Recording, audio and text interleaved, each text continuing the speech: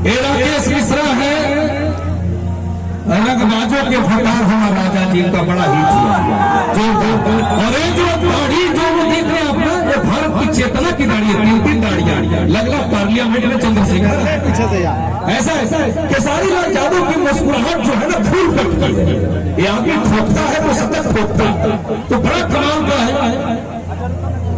पूज्य गुरुदेव भगवान का सम्मान केसारी लाल यादव जी करेंगे। पूज्य गुरुदेव भगवान हम सबों के बीच में हैं।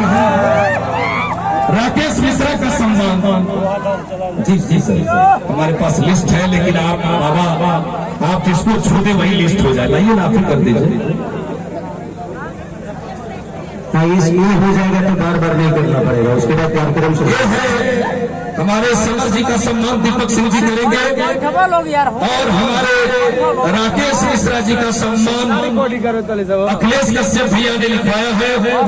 समर सिंह जी आए हैं, देसी स्टार है, जोरदार ताली बजाइए। डिम्पल सिंह जी का सुभाष यादव जी, राकेश मिश्रा जी का अखिलेश कश्यप।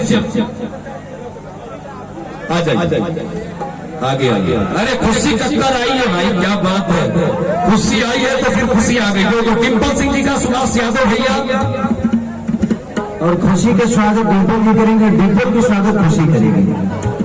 अभी महिलाओं का स्वागत महिलाएं ही करेंगे। अभी डिम्पल के कंपनी के लिए गाना भी गाया। कल्लू भाई कहा, हमारे कल्लू जी, कल्लू जी भैया, कल्लू जी कहा हमारे